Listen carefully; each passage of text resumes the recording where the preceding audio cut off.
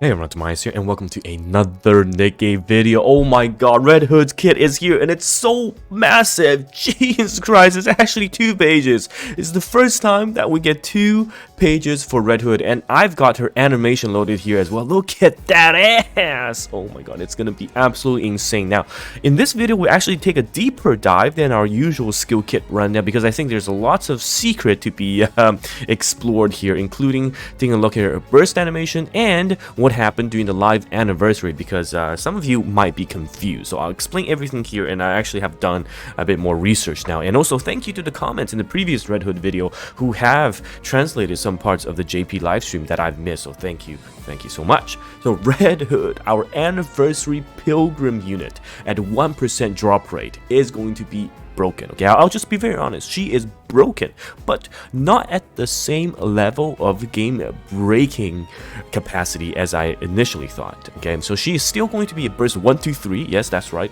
I'll do it all type of unit, absolutely bonkers. And the ammo capacity 6, reload time 2, sniper rifle deals a 69, very nice, 0.604% of attack as damage. Charge time is 1 second. And let's take a look at her passive. Activates when casting a normal attack. So when she attacks once, she will get a charge speed buff of 3.81. Okay, so this is a stackable, that's right, pretty much on attack, a stackable 3.81 that goes up to 10 times. So she gets a free 38.1% charge speed buff. And also when she enters the battle, excess value over 100% of the charge speed goes to charge damage, and the charge damage is equal to 240%. So this gain is 240% of every charge speed over 100. Now this is very interesting when you test this, because I think since this is activated when interim battle, and is this a continuous value, or this will also take into account of this, right? If this 38.1% charge speed is applied, and oh my god, that's essentially 30.1 times 240%. I don't think that's the case, so you will need overload gear, and I don't think this stacking buff will continuously to apply. If so, that's I mean, my mind is already blown. Okay, so let's take a look at her skill 2 now. Her skill 2 is fantastic, but I think it's better for us to take a look at the burst, because this is essentially tied to her burst. Just know that she has the entire time pierce. Okay, she has pierce the entire time without any conditions. She just has pierce. So her burst, Red Wolf. Now this is the most important part. When used in the step 1 phase, Beast Cage, so they got different names. Step 1 is Beast Cage, step 2 is Last Howl, and the third one is Red Wolf. And please do understand that in the previous video we did showcase the anniversary, so you can see that the cooldowns and how they work. But again, I'll break it down to you in this video. So Beast Cage, step 1, when it gets activated, attack increases by 77.55% of the caster's attack for 10 seconds. Now let's take a look at our favorite litter. Okay, affects all allies 66% for 5 seconds. RedHood, 77.55 of the caster's attack for 10 seconds, affects all allies. All allies. Now this is not final attack. Okay, so that's very key to understand. It's not final attack, so it's probably just base attack, which means overload gear should affect it, max limit break, cores, bonds. But the overload substats should not affect it. Again, we'll test this.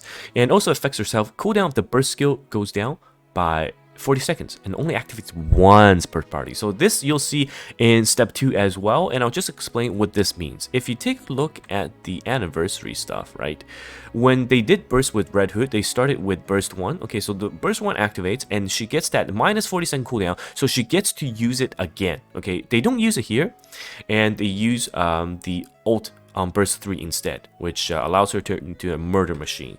And the next time we see when she has the burst ready, okay, not this one, okay, you can see already that the bursts are shared. Okay, the bursts are shared, and that's why we have the cooldown 20 seconds. Now this time when we're bursting the second rotation, we're not bursting with burst 1 anymore, right? And we're not bursting with burst 2, but we're bursting with burst 3. So they did it. It was a bit confusing on the live stream, but what essentially will happen is when you burst for the very first time with burst on your step 1 or step 2, it will reset the cooldown. And because it's all shared, that means you can burst in burst 3. So you can go burst 1 into burst 2 into burst 3, or burst 1 into burst 3, and the next rotation you skip because everything's on cooldown, and then you can go burst 2 into burst 3. Okay, but you cannot do, unfortunately, what we thought before, which was burst 1, right? Burst 2, burst 3, and then next time around, or just burst 1, burst 3, and the next time around you can still burst 2 because it's separate cooldown. No, it's all shared, and the only reason why you can burst all 3 at the same rotation once is because of this burst cooldown minus 40 seconds.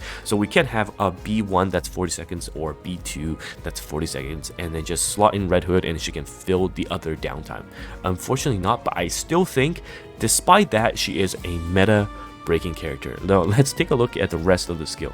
When used in step 2, she taunts all enemies and she gains a massive, look at that HP potency, 74.88% for 10 seconds. And also, yeah, we talked about the cooldown. And don't forget, okay, don't forget, if we look at the earlier burst, this, when she bursts into step 1, she gets a massive defense buff, but we all know defense buff is whatever, affects all allies, including herself as well. But the second one, she actually recovers attack damage as HP for 10 seconds, so she gets lifesteal. So we know that taunters have a difficult time living, and it's no different for Red Hood, but she has a lifesteal because of how much damage she's able to do. I think even if she taunts, she will be a-okay. All right, that's the crazy part. That's absolutely the crazy part. And last but not least, this step 3, Red Wolf affects herself, changes the weapon type, and it deals 27.8% of final attack as the damage, and full charge damage 250%, so that remains the same, lasts for 10 seconds, and she gets an expand pierce range, so she's piercing AOE, and charge speed goes by 100%. And this is why in the animation you'll see how fast she is firing. Okay, let's go through the burst. Okay, so she's piercing and she's firing so fast. Look at how fast. And did you see that? Okay, I'll show you guys again. Did you see that pierce range?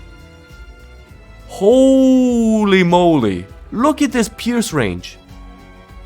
Jesus Christ, look at this pierce range.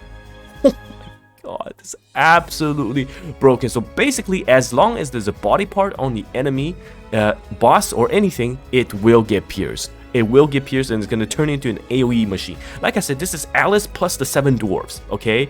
It's like Alice went to Wonderland, found 7 dwarves from Snow White, and just started piercing everyone and their mother. It's actually broken. Now, despite all the information here, okay, and the fact that she cannot just magically revive and turn all 40-second burst 1s or burst 2s into meta, she is still absolutely bonkers. We will 100% go core 7, and we have our live stream. It will be pinned down in the comments, and I'll see you guys there tonight for the Red Hood pulls. Oh my god, this is so strong. This is actually so strong. I'm so excited for this unit. And yeah, it's TimaeuSS here, and I'll see you guys later.